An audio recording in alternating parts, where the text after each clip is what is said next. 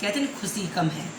खुशी कम, अगर हम परिवार में रहकर जीवन में सबके लिए खुशी कम है तो सोचें, खुशी का मन रखें तो हमारे जीवन में खुशी कम है तो और बढ़ जाता है, क्योंकि प्यार देते हैं, खुशियाँ देते हैं, प्रसन्न रहते हैं, प्रसन्न रहने की भावना रखते हैं।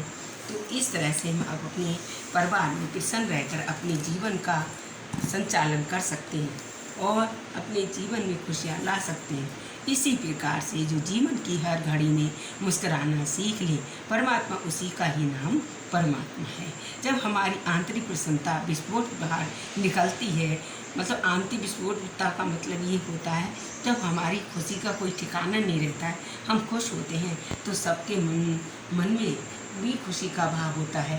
सब कहते हैं देखिए कितनी खुश है, क्यों हंस रही, तभी तो हम हंसने लगते हैं। हमेशा की प्रक्रिया दो तरह से शुरू होता है। पहले एक हमारा अंतर्मन प्रसन्न हो जाए, दूसरा आनंद की लहर उठने लगती है। इसी स्थिति में मन टुकड़ाए को तोड़कर वेग हमारे मस्तिष्क की कोशिकाएं सक्रिय हो जाती हैं और उनकी प्रतिक्रिया भाव के निकट स्थिति एक रंग में पड़ने लगती है।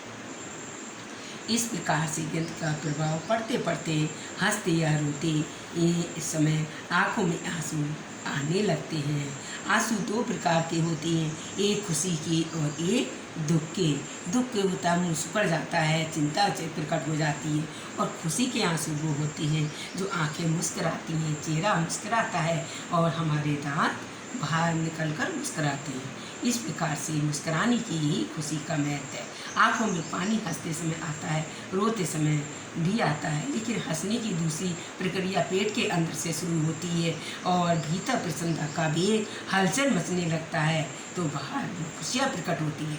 इस तरह से हलचल पेट की पूरी प्रक्रिया प्रभावित होने लगती है, पेट के तमाम ग्रंथियाँ खुल जाती हैं, पेट के अंदर रक्त संचार होने। इसी प्रकार से जितनी भी अंदर की नाड़ियाँ शिथिल बनी रहती हैं और मुस्कुराकर खुश रहना, हंसना और मनुष्य को स्वरूप में वरदान देकर मुस्कुराता रहता है। परमात्मा में यह को किसी भी अन्य को नहीं दिया है, लेकिन वो हंसते गाते चलते फिरते नाचते मुस्कुराते भी सबको खुश कर रखता है, खुश रहता है। जिसकी अंतरात्माएं खुश रहकर अपने बाहर निकालती हैं, उसी प्रकार से परमात्मा में रहकर भी हमें मन से अच्छे भाव खुश रहकर पूजा करनी चाहिए। इस तरह से हमने हंसने और मुस्कुराने की आपकी प्रक्रिया का उदाहरण दिया है और सत्संग सुनाया और पढ़ के दिखाया भी। तो अगर आपने हमारी खुशी का मस्त भाव आपने अच्छा लगा हो तो लाइक करें और मेरे चैनल ज़रूर सब्सक्राइब